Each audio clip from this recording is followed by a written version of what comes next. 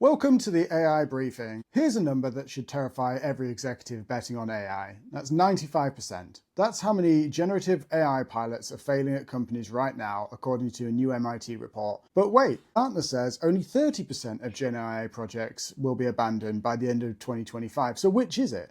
Are we looking at a bloodbath or just some growing pains? And the answer is both. And understanding why might save your next AI investment. Let's unpack these numbers because they're not actually contradicting each other. They're measuring different things. MIT's research, based on 150 leadership interviews and analysis of 300 public AI deployments, found that only 5% of AI pilots achieve rapid revenue acceleration.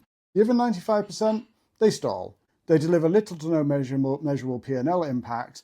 And these aren't technically abandoned, they're just zombies wandering the halls of your organization, consuming budget but delivering nothing. Gartner's looking at formal abandonment, projects that get killed off after proof of concept due to poor data quality, inadequate risk controls, escalating costs, or unclear business value. 30% abandonment is still catastrophic, but it's actually more of an optimistic story. At least these companies are pulling the plug instead of life-supporting failed initiatives. So what's killing these projects? MIT identified something they call the learning gap.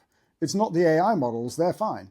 It's that generic tools like ChatGPT excel for individuals but stall in enterprise settings because they don't learn from or adapt to your workflows. Companies are discovering that flexibility for individuals doesn't equal organizational transformation. Gartner hammers home the cost problem. Building a custom model costs $5 to $5 million to $20 million up front. Even a simple document search feature using RAG costs $750,000. And here's the kicker. Gen AI requires tolerance for indirect future value rather than immediate ROI. CFOs hate that. They've been trained to demand returns today, not promises of productivity gains that materialize over time. But there's a lifeline in the MIT data. Companies that buy specialized AI tools from vendors and build partnerships succeed 67% of the time. Companies building internally, 1/3 success rate.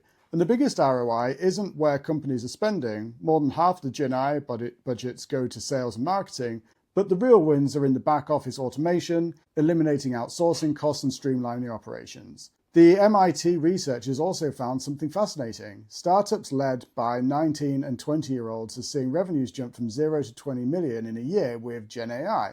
Why? They pick one pain point, execute well and partner smartly. Meanwhile, 95% of established companies are spreading their bets, building internally and wondering why nothing's working. So here's your takeaway. If you're betting on AI in 2025, the odds are objectively terrible, whether it's MIT's 95% failure rate or Gartner's 30% abandonment prediction. But the 5% who are winning aren't smarter or luckier. They're buying, not building. They're focusing on back office operations, not sexy sale tools. And they're picking one problem to solve brilliantly instead of trying to transform everything at once. The question isn't whether AI works, it's actually whether you're willing to do what actually works. I'm Tom, and this is your reality check on AI implementation. See you next time.